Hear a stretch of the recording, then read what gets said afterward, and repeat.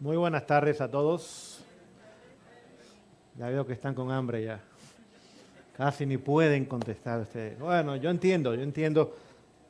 15 minutos para la 1. Y todavía nos queda el bautismo. Así que vamos a tener una corta reflexión y en la tarde nos desquitamos entonces. ¿De acuerdo? Porque queremos mantenernos con la programación, no queremos atrasarla. La última presentación pues ya no hay nada más, excepto la cena y el dormir. Pero queremos al menos en esta mañana que realmente ha sido una fiesta espiritual. Si hay algo que me agrada a mí es ver cuando el pueblo de Dios se congrega para alabar ese nombre que está sobre todo nombre, queridos. Y estudiar su palabra y regocijarnos en estas cosas. Póngase a pensar lo que será cada sábado en el reino eterno. Donde dice que toda carne vendrá delante de Él para adorarle. La música, yo ni puedo imaginarme lo sublime, lo excelso que serán esas reuniones que tendremos allá en el cielo, cuando el Señor regrese muy pronto. En esta mañana pues le agradecemos a Dios por lo que ha hecho y continuará haciendo. No olvide, mañana vamos a casa, pero no ha terminado la obra. Debe continuar. Y no tan solo debe continuar, debe profundizar. Que muchas veces nos quedamos superficialmente nada más. Pero tenemos que ir al fondo. Al fondo. En el fondo usted encuentra allí las gemas. En las minas es donde se encuentra el oro. Arriba es pura tierra. Abajo no está lo que vale. Y tenemos que profundizar en nuestra relación con Jesús y profundizar en nuestro estudio de las Sagradas Escrituras. Gracias a Dios por este campamento. Para mí ha sido de gran bendición. Gracias también a la familia Martínez y a todas las demás familias que han colaborado para hacerlo posible. ¿Qué les parece el trabajo de las cocineras? Ahí se contestaron bien, ¿eh? Ahí sí les gustó eso. Ya veo la parte que más le agrada del campamento. Es cuando nos formamos allá, ¿eh? No es cuando venimos de aquí, es para allá. Ok, no importa. Está bien, está bien. También gracias a lo del sonido. Si no fuéramos por ellos, pues no pudiéramos transmitir. Póngase a pensar, en un lugar, uno puede estar en muchos lugares. Una persona puede estar en cientos o miles de lugares al mismo tiempo o después también. Así que gracias a Dios por las redes sociales que todavía están a nuestro alcance. En esta mañana les quiero pedir un favor, y es que en estos minutos que nos quedan podamos concentrarnos en el estudio. Yo sé que queremos quizás salir, ir al baño y demás, pero denme unos minutos para al menos traer una corta reflexión en esta mañana. En cuanto a nuestro ministerio, hace 17 años y medio el Señor nos llevó a las montañas de Washington. Un lugar muy sencillo. Hay más venado que gente, para que usted tenga una idea. Cerca de la frontera con Canadá, donde es frío en los meses de invierno, nos cae nieve, 1,5 metros de nieve durante todo el invierno. Pero es el lugar que el Señor nos ha llevado. Hasta el momento sentimos que a pesar de la inclemencia del tiempo en el invierno, vale la pena estar allí. Pido sus oraciones, por favor. Necesito que el Señor me ayude, me levante, me dé claridad de ideas para expresarla a su pueblo, y que donde vayamos podamos simplemente ser representantes de la belleza de Jesús y su mensaje cautive las conciencias y los corazones. Así que ténganme presente en sus oraciones, a mi esposa, a nuestros hijos también y al ministerio que el Señor nos ha llevado a realizar. Estamos en Facebook. Si usted quiere ir a Facebook y pone allí Ministerio Volviendo los Corazones. Es el nombre de nuestro ministerio tomado del libro de Malaquías, capítulo 4, versículos 5 y 6. Así que si usted pone Ministerio Volviendo los Corazones. Y también en YouTube. Grabamos y después editamos un poquito, mejoramos lo que se presentó y lo ponemos también en YouTube. Así que lo mismo, ponga Ministerio Volviendo los Corazones. Y estamos en proceso de preparar nuestro puesto de avanzada. Ya estamos a la mitad, yo creo.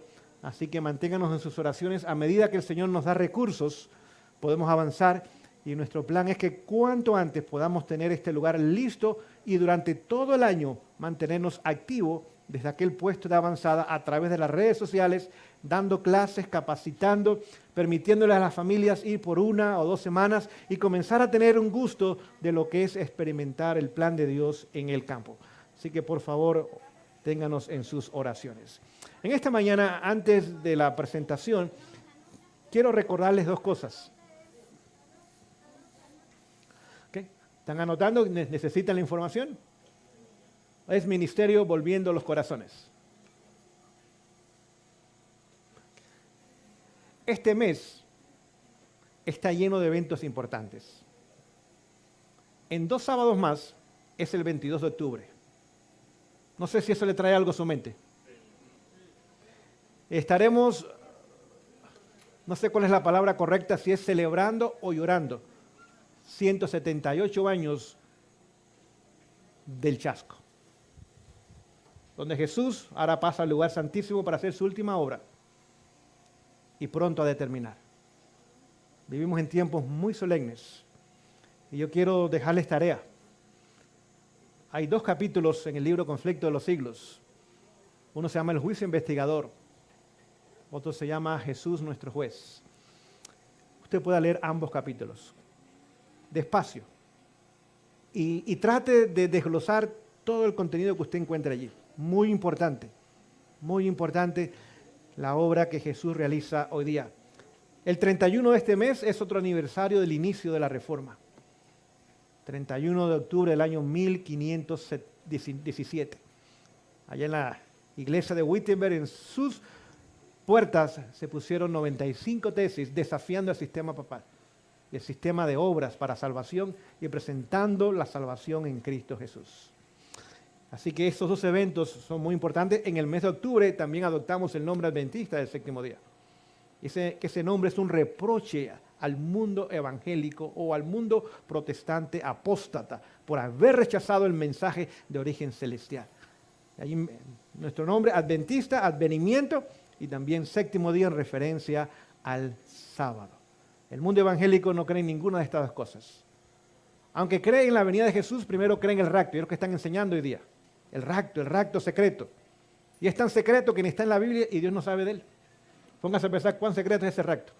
Así que, y sabemos que es uno de los muchos y otros engaños del enemigo. Y tampoco creen en la santidad del sábado.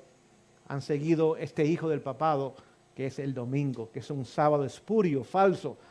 Y pronto el mundo entero tendrá que decidir de qué lado estará en cuanto a su relación con Dios y a su fidelidad a su santa ley.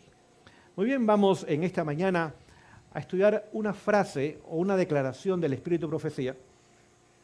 Hay una hermana que me preguntó acerca de ella. Y dije, bueno, ya que no tengo el tiempo para desarrollar el tema, al menos puedo traer esta cita y hacer un comentario en cuanto a ella. Y podamos ver la importancia de esta declaración. Esta declaración la he leído muchas veces y cada vez que la leo me doy cuenta que no la comprendo en forma completa. Es muy profunda para mi comprensión hasta el momento. Está en el libro Patriarcas y Profetas, si usted quiere la referencia, en la página 278. Allí es el capítulo 27 que se llama La ley dada a Israel. Dice lo siguiente, que visito la maldad de los padres sobre los hijos hasta la 3ª y 4ª generación de los que me aborrecen. Estamos ahora mencionando el mandamiento número 2. Eso que dice Dios, visito la maldad de ¿quiénes? De los padres sobre los hijos. ¿Hasta cuántas generaciones? 3 o 4 generaciones. Y eso es lo que me cautiva a mí cuando yo leo esta declaración.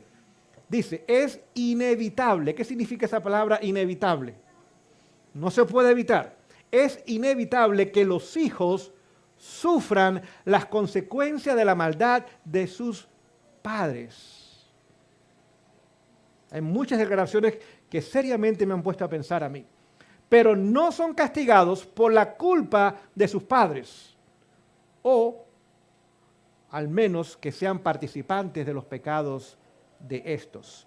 Así que vemos que los hijos ahora que sufren las consecuencias de la maldad de sus padres, pero no reciben ¿qué cosa? El castigo o el juicio de Dios sobre ellos. Así que hay misericordia en lo que encontramos. Sin embargo, generalmente los hijos siguen los pasos de los padres.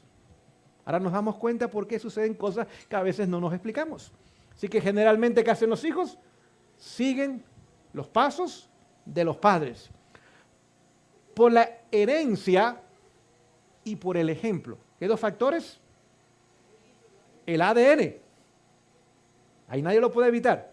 Pero también, ¿qué más? El ejemplo. Y ahí podemos traer cambios. Saben que hoy día se ha descubierto que el ADN puede cambiar. Por muchos años se decía, no, el ADN no tiene cambio. El ADN no tiene cambio.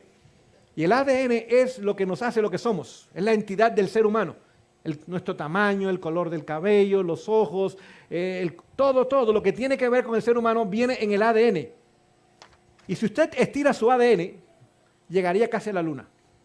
Toda la información que contiene el ADN de cada ser humano. Y no hay un ADN igual que el de otro ser humano. Y somos millones y millones de seres humanos en el planeta y en el pasado también. No ha habido un ADN idéntico a otro ADN. Tan solo Dios puede hacer esas cosas. ¿Cómo creer que eso vino de la nada? Óigame, hay que ser un tonto nada más para creer eso. Y hay muchos tontos hoy día, ¿eh? Así que ahora vemos que el ADN juega un papel, la herencia, pero ¿qué otro papel es importante? El ejemplo. Así que el ADN se puede cambiar. ¿Sabe que el ADN se puede cambiar de una sola forma? A través de nuestros hábitos de la vida. Si yo mejoro mi alimentación, si yo cuido mi salud, si yo nutro mi mente con la información correcta y la lleno de ella, si puedo vivir en el campo donde hay menos estrés y menos preocupaciones, si mi carácter se puede edificar más a la semejanza de Jesús, ¿qué está pasando con mi ADN? ¿Qué está haciendo Dios con el ADN? Lo está mejorando, lo está mejorando. Continúo la declaración, dice lo siguiente: los hijos llegan a ser participantes de los pecados de sus progenitores. Ahora menciona lo que sucede. Las malas inclinaciones. Usted nota que si hay un padre, por ejemplo, que es ebrio, ¿qué tiende a pasar usualmente con los hijos? Son borrachos. O si es quizás usa y abusa de drogas. Vemos que usualmente a los hijos le pasa lo mismo a ellos. El apetito pervertido. No olvide que el apetito es la clave para la victoria sobre el pecado, se nos ha dicho. Si no tenemos control sobre el apetito, el Señor no puede hacer la obra de perfeccionar nuestros caracteres. Es muy importante el apetito, muy importante. Tenemos que entender el poder del apetito sobre el ser humano. Continúa diciendo también la moralidad depravada. Y lo vamos a ver en un ejemplo bíblico. Además de las enfermedades y de la degeneración física. Así que vemos que hay ciertas tendencias a ciertas enfermedades que podemos heredar de quienes, de nuestros antepasados. Y también nuestra degeneración física. Digamos, si al padre le faltaba el cabello, posiblemente que le pase al hijo. Le suceda lo mismo, ¿no? Así que, ahora, ese es un ejemplo nada más. Dice, se transmiten como un legado de padre a hijos hasta la tercera y la cuarta generación. Esta terrible verdad debiera tener un poder solemne para impedir que los hombres sigan una conducta pecaminosa. Vamos a digerir esa última información. ¿Qué debiera tener esta información? Dice que es terrible esta información y qué impacto debiera tener sobre nosotros. Que no sigamos la conducta pecaminosa como usualmente sucede. Ahora, como les dije, le voy a poner un ejemplo bíblico para que podamos entender la realidad de esto. Vamos a abrir nuestras Biblias en el libro de Génesis.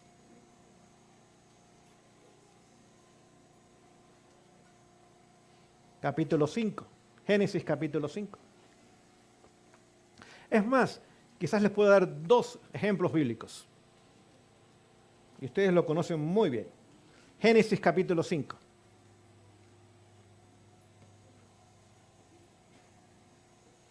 Vamos a comenzar a leer en el verso 22. Génesis 5:22 dice, y caminó Enoc con Dios. ¿Conocen ese personaje Enoc? Ese nombre significa consagrado. Y vamos a ver el impacto que tuvo la vida de este hombre. Hasta el día de hoy. La raíz de la palabra Enoc, si usted toma las dos primeras palabras hebreas, de ahí viene la palabra padre también. Así que podríamos decir padre consagrado. Y este padre consagrado, dice la palabra de Dios, que caminó ¿con quién? Con Dios. Escuchen. Después que engendró ¿a quién? A Matusalén 300 años y engendró hijos e hijas. Así que vemos aquí un hombre que camina con Dios. ¿Y cuándo caminó con Dios? Después que engendró ¿a quién? A Matusalén, su hijo. Pregunto yo, ¿Enoc fue profeta? Sí. Es el primer profeta que nos dice la palabra de Dios. Dice que séptimo desde Adán, el primer profeta, fue la última descendencia que Adán pudo ver antes de morir. Así que Adán pudo ver 7 descendencias de él. Y Enoc fue el último que él pudo contemplar. Y Enoc tuvo el privilegio de conocer a Adán también, antes de su muerte a los 930 años. Continúa diciendo el relato bíblico en el verso 23. Y fueron todos los días de Enoc 365 años. Caminó pues Enoc con Dios y desapareció porque le llevó Dios. Matusalén, este nombre significa, y es un nombre profético, cuando yo muera, vendrá. ¿Qué evento piensan ustedes que estaría hablando? El diluvio. Así que cuando el diluvio iba a venir, Enoc fue el primero que habló del diluvio. Porque cada vez que Dios hace un evento, trae un profeta que proclama el evento, y cuando el evento se va a cumplir, levanta otro profeta para decir, prepárense para el evento. Así que Enoc comienza a decir, va a venir un diluvio. Y cuando iba a llegar el diluvio, Dios levanta a otro profeta, a Noé, y dice, el diluvio está por llegar. Lo podemos ver. Abraham, Dios le dice a Abraham, no te preocupes, tu gente van a heredar esta tierra. Que dice Éxodo capítulo 12, versículo 40, que el mismo día, 400 años después, ahora tomó lugar el Éxodo. Levantó Dios a Moisés para decirle al pueblo, preparémonos para el Éxodo. Así que un profeta proclama la profecía y otro profeta cumple la profecía. Así como Dios siempre trabaja. A ver, otro ejemplo, Daniel. Daniel tuvo la profecía 2300 tardes y mañanas, ¿sí o no? ¿No se comparte la primera parte en 70 semanas? Levantó Dios un profeta para decir, se están cumpliendo las 70 semanas, Juan el Bautista. Y cuando ahora viene el cumplimiento final, en el año 1844, levanta Dios otro profeta con el mensaje, se va a cumplir la profecía de Daniel 8:14. Exactamente, así que podemos ver patrones en la Biblia donde es lo que Dios hace. Un profeta anuncia el evento, otro profeta cumple el ejemplo. No olvides, Dios no hace nada sin decirlo primero a sus siervos los profetas. Así que no somos un pueblo en ignorancia, somos un pueblo ricamente bendecido con luz de origen celestial. Continuemos la lectura. Y vivió Matusalén 187 años y engendró a Lamec. Y vivió Matusalén después que engendró a Lamec 782 años, engendró hijos e hijas. Fueron pues todos los hijos de Matusalén 969 años y murió. Y vivió Lamec 182 años y engendró un hijo y llamó su nombre Noé. Ese nombre significa descanso. Vamos a ver por qué lo llamó así. Nos da la respuesta aquí, diciendo, este nos aliviará o nos descansará de nuestras obras y del trabajo de nuestras manos a causa de la tierra que Jehová maldijo. Y vivió Lamec después que engendró a Noé 595 años y engendró hijos e hijas, y fueron todos los días de Lamec 777 años y murió. Y siendo Noé de 500 años, engendró a Sem, Cam y Jafet. ¿Cuántas generaciones encontramos ahí? Enoc, Matusalén, Lamec, Noé. 4 generaciones. Ahora les hago una pregunta a ustedes como adventistas del séptimo día. ¿En qué generación estamos nosotros como pueblo de Dios?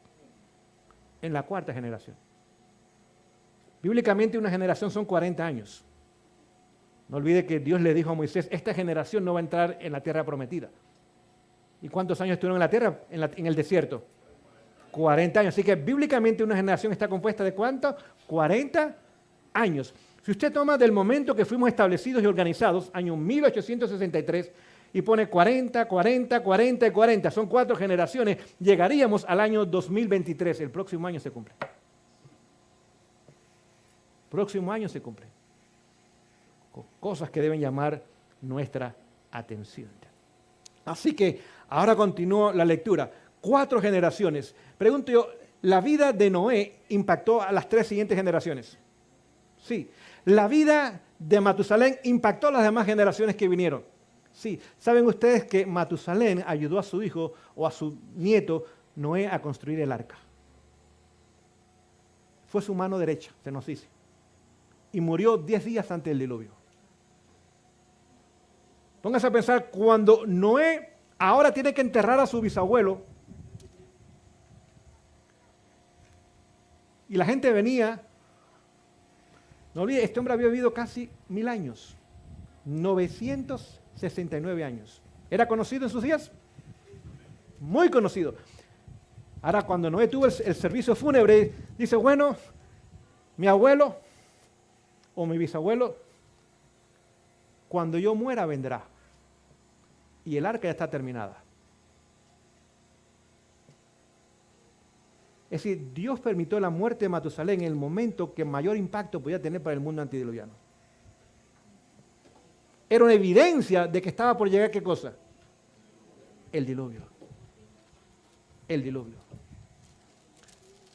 Impactó tanto la vida de aquellos que siguieron después de Enoc, que la palabra de Dios nos dice algo que en esta mañana o tarde comparto con ustedes. Mismo capítulo 6, vamos a leer el versículo 9. Vamos a comenzar con el 8 mejor y después leemos el 9. Dice, pero Noé halló gracia en los ojos de Jehová. Estas son las generaciones de Noé, varón justo, perfecto fue en su generación, con Dios caminó Noé. Pregunto yo, 4 generaciones después, ¿había el mismo resultado de caminar con Dios? ¿Casualidad? No.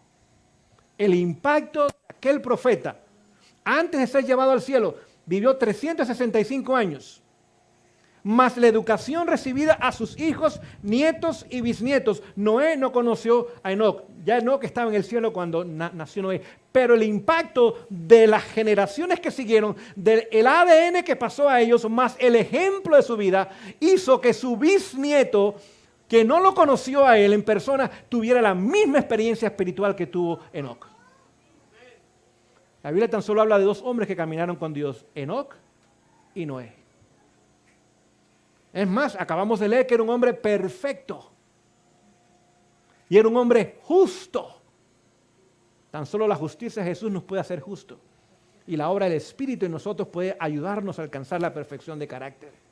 Y esa experiencia que tuvo Enoc, aquel hombre que llegó el momento que Dios hizo un momento, tu mente ya está en los cielos. Tus prioridades o tu corazón ya está en los cielos. Tus pensamientos ya están en los cielos. Lo único que falta es el cuerpo. Vamos a traerlo al cielo también. Se nos ha dicho que la experiencia de Enoc será la experiencia de los 144,000. Es más, dice que debemos estudiar diligentemente la vida de Enoc, si queremos formar parte de ese grupo de los 144,000. Y que debemos estudiar diligentemente la vida de Juan el Bautista, si queremos también formar parte de la generación final que prepara el camino para el Mesías por segunda vez, aunque nos toque ir por el subterráneo. No sé si me explico en esta tarde. Ambas vidas que debiéramos estudiarlas diligentemente, porque ambos hombres tuvieron la misma experiencia espiritual.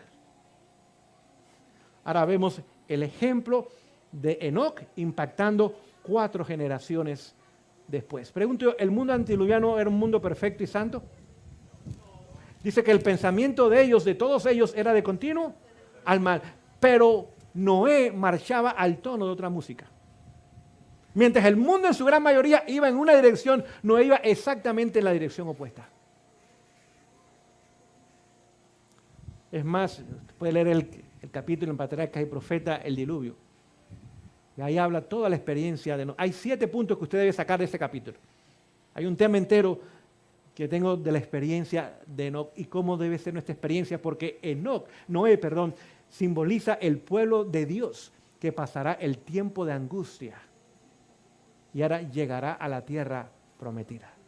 ¿Sí? Vamos a ver el último ejemplo y ya terminamos, porque ya el tiempo se nos ha acabado. Vamos al libro de Génesis capítulo 4. Vamos a ver dos ejemplos completamente opuestos. Génesis 4. Dice, y Caín se fue de la presencia de Jehová y habitó en tierra de Nod, al oriente de Edén. ¿Okay? En el capítulo 4, al igual que en el capítulo 5, hay 10 genealogías. En ambos, capítulo 4 es la genealogía rebelde y desleal a Dios, mientras que en el capítulo 5 es la genealogía que se mantuvo fiel a Dios. Y hay 10 generaciones en ambos capítulos. Caín y sus descendientes y Set y sus descendientes. ¿Okay? No olvide, ambos tuvieron el mismo padre, que era Adán. Así que hay 10 generaciones leales a Dios y otras generaciones que no fueron leales a Dios. ¿Okay? Vamos a ver qué tomó lugar con la descendencia de Caín. Verso 17. Y conoció Caín a su esposa, la cual concibió y dio a luz a Enoc. Y edificó una ciudad y llamó el nombre de la ciudad del nombre de su hijo Enoc. ¿Quién fue el primer ser humano que construyó ciudades? Caín. ¿Cuál es el espíritu que reside en las ciudades hoy día? Aún. Violencia, homicidios, deslealtad a Dios, deshonrando a los padres. El mismo espíritu de Caín es el espíritu que encontramos en las ciudades y es una de las razones que el Señor dice, no vean ustedes allá, salgan de las ciudades.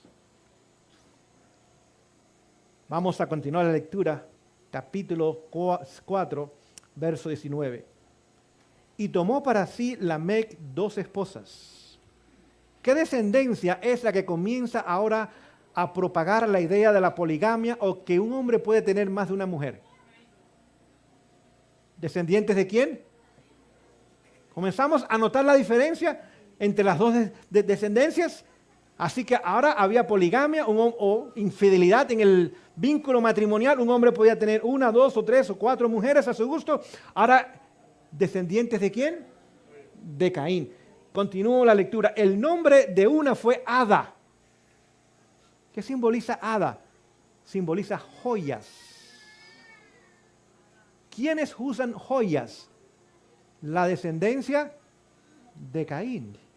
No la descendencia fiel a Dios. La descendencia de Caín es la que inició el uso de joyas hasta el presente. ¿Qué más dice? Y el nombre de la otra, Sila. ¿Qué significa Sila? Significan danzas, bailes. ¿Quiénes bailan? ¿Quiénes danzan? La descendencia de Caín. Comenzamos a ver lo que leímos en Patriarca y Profeta, ahora el cumplimiento bíblico. Vemos cómo hay perfecta armonía entre la palabra de Dios y el espíritu de profecía. Así que ahora vemos que la descendencia de Caín cada vez se va alejando más y más de Dios, mientras que la descendencia de Enoc cada vez continuaba más cerca y más cerca caminando con Dios. La otra descendencia comienza diciendo que caminó lejos de Dios, se fue de la presencia de Dios. Iban en direcciones opuestas. ¿Qué más dice el texto? Verso 20. Y Ada dio a luz a Jabal, el cual fue padre de los que habitaban en tiendas y criaban ganado. ¿Para qué criaban ganado? Para comer. De ahí vienen las arracheras y las cecinas y los tacos de lengua y todas esas cosas que la gente conoce. No sé si ustedes han escuchado esas cosas por aquí, pero de ahí viene. ¿De la descendencia de quién? No fue hasta después del diluvio que Dios dio permiso para consumir carne. Y no podía tener sangre. Muy diferente a la que la gente hace hoy día. La gente le gusta la carne roja. ¿Y por qué es roja? Porque la vaca es roja. ¿Usted conoce una vaca roja? No, la sangre que está en la carne. Y eso no era para los judíos. Noé no fue judío. El primer judío fue Abraham. 10 descendencias después. No podía tener sangre y tenía que ser completamente quitada la sangre antes del consumo. Si usted tiene que hervir el agua o la carne 2 o 3 veces para sacar toda su sangre, después usted no va a tener mucho deseo de comerse esa carne. Porque no tiene ningún sabor, es un hule que usted está masticando nada más. Así que ahora vemos lo que estaba pasando con la otra descendencia. Continúa la lectura. Y el nombre de su hermano fue Tubal, el cual fue padre de todos los que tocan arpas y ¿qué? Y órgano. Por supuesto, para que haya danza, ¿qué tiene que haber? Ahí comenzaron las norteñas y los corridos y todas esas cosas que ustedes conocen también. Así que, muy bien, continuamos la lectura. Dice lo siguiente, verso 22. Y Sila también dio a luz a Tubal-Caín, artífice de toda obra de bronce y de hierro. Vamos a detenernos ahí. ¿Quién hacía las joyas? Los descendientes de Caín. Bronce y hierro. Y termina diciendo, y la hermana de Tubal-Caín fue ¿quién? Naama. ¿Qué significa Naama? Coqueta, seductora, atractiva. ¿Entendemos lo que pasó con el ADN más el ejemplo de los progenitores de aquellas dos generaciones muy opuestas? Una caminaba ¿con quién? Con Dios. ¿Recibía mensajes de Dios? ¿Daba mensajes de advertencia a un mundo? ¿Era la minoría o la mayoría? La minoría. ¿Quién era la mayoría? La descendencia de Caín. Joyas, músicas, bailes, carnes, lo que el mundo hoy día le gusta y le llama la atención. Completamente vemos el cumplimiento de lo que tomó casi 6.000 años para que fuera escrito en el Espíritu de Profecía.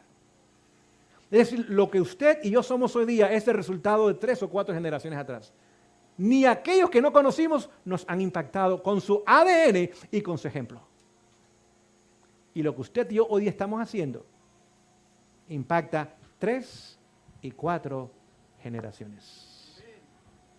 Por eso no se pueden traer hijos al mundo por traerlos, sobre todo en estos tiempos, porque hay una gran responsabilidad sobre los padres. Tenemos que estar seguros de que Dios nos está indicando que aumentemos nuestra familia. Y aquellos que ya tenemos familia, ahora hay la responsabilidad de que de prepararlos y educarlos para caminar con Dios. ¿Cuántos entraron al arca? 8. ¿Minoría o mayoría? Y muy pequeña. No olviden, en el mundo antediluviano habían más gente de las que hay hoy día en el planeta Tierra. Más. Cuando usted vivió un promedio de 930 años, ¿cuántos hijos puede tener usted? Digamos que nada más haya tenido hijos por 500 años cada 5 años. Ya tenía 100 hijos. Nada más, 500 años, usted no quiso aumentar mucho su familia. Nada más, y uno cada 5 años. 100 hijos. Así que pronto el planeta Tierra se sobrepobló de habitantes. Por supuesto, el planeta era muy diferente a lo que es hoy día. Hoy día 70% es agua, 30% es tierra. En aquel entonces era mitad y mitad. No habían inviernos como los que tenemos hoy día, no habían desiertos como los que tenemos hoy día, no habían sierras altísimas que tienen miles y miles de metros de altura, eso no existía. El planeta era fértil desde el polo norte hasta el polo sur, tenía la misma temperatura, había más oxígeno, hoy día el oxígeno es aproximadamente 20-21% de la atmósfera, en aquellos años era 32, quizás hasta 36% era oxígeno. Usted se hacía una herida y en 24 horas estaba cerrada completamente la herida. Aún hoy día se practica, cuando alguien tiene una enfermedad, ¿qué la hace? La mete en una cámara de oxígeno, aumentar la capacidad de oxígeno en la sangre para traer salud. Un hombre podía correr un maratón, hoy día los maratones son 42 kilómetros, en aquel entonces podía correr un maratón de más de 200 kilómetros. La temperatura del planeta exactamente la misma todo el año. La estatura de los hombres era 4 o 5 metros de altura. Pensaban fácilmente 600 libras y no tenían panzas. Eran puro músculo, estaban fornidos. Es lo que los dice. No olvide, si usted lee en la historia del diluvio dice que los hombres de aquel entonces tenían 20 veces más fuerza física y mental que el hombre más fuerte y más sabio de nuestros días. Ese era el promedio del mundo diluviano. 20 veces más capacidad mental y más fuerza física. Einstein, que decimos que es el hombre más sabio de nuestros días. Bueno, póngase a pensar, el mundo antediluviano, 20 veces más capacidad que Einstein. Einstein tan solo fue un físico, matemático, astrónomo, y fueron unos 50 años. Póngase a pensar, si ese hombre con 20 veces más capacidad hubiera estado en un laboratorio por 600 años. ¿Qué no hubiera hecho? Sí, el mundo antediluviano era más avanzado que nuestro mundo.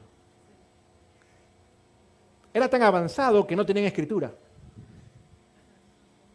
¿No tenían qué cosa? No la necesitaban. Dice que todo lo que aprendían lo sabían y no se olvidaba. Todo. No hace falta computadora. Aquí estaba. Y era Apple, era de las buenas. Así que aquí tenían toda la información y no olvidaban nada. Y vivían promedio 930 años. No tan solo eso, sino que dice que por 2000 años no hubo enfermedad en el planeta Tierra. Dios había puesto tanta fuerza vital en el ser humano a través de Adán y Eva, ADN otra vez, que tomó 2000 años para que comenzaran las enfermedades. Toda mujer que quedaba embarazada tenía un hijo. No lo perdía. Y no nacía enfermo, ni nacía normal, perfecto de salud. Y por eso el mundo se llenó increíblemente en los días de Noé. ¿Y cuántos entraron al arca? 8. Cuando Noé entró al arca, ¿mayoría o minoría? Era minoría cuando entró al arca. ¿Y cuando salió del arca? Y absoluta.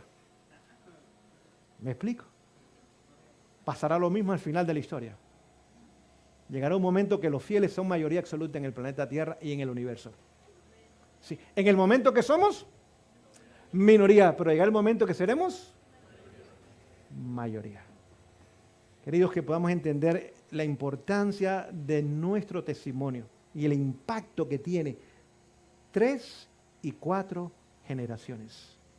Que el Señor nos bendiga y nos ayude en esta tarde a continuar reflexionando y pensando en estas cosas y el valor y la importancia que tiene el testimonio cristiano dentro de nuestra familia en primer lugar, pero también fuera de la familia.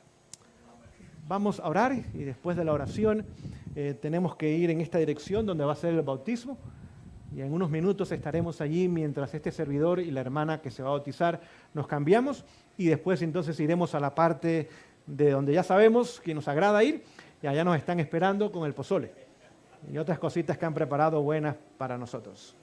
Vamos a orar para terminar en esta tarde. Si usted puede, acompáñeme de rodillas.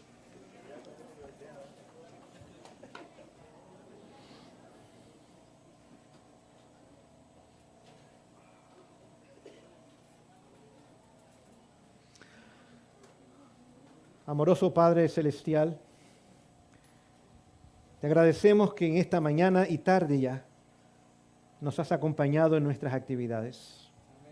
Señor, queremos hacerlo para gloria y honra de su nombre y para edificación nuestra también. Al terminar esta primera parte del día y hemos tenido esta corta meditación en cuanto al impacto importante, impresionante aún que tiene nuestro testimonio, el valor de la verdadera educación de nuestros hijos, nietos y bisnietos y aún tataranietos, oh Dios. Pedimos que seriamente cada uno de los que estamos aquí de rodillas en este momento podamos por tu gracia permitir cambios, mejoras en nuestras vidas, no tan solo para nuestro bien presente, sino para las futuras generaciones. Señor, danos victoria sobre nuestros malos hábitos. Cambia nuestro amor a seguir la generación de Caín y pon en nosotros el amor de seguir la generación de Enoc que camina con Dios. Ayúdanos, Señor, a cortar con toda cosa que te desagrada en nuestras vidas. A vivir para agradarte, para seguirte, a vivir para servir a otros en tu nombre y para realmente, Señor, permitir que tu obra sea terminada en perfección de carácter en nosotros. Bendícenos en este día, dirige nuestras conversaciones, que no olvidemos que estamos en horas santas y también más adelante bendice los alimentos que has de dar. En el nombre de Jesús. Amén.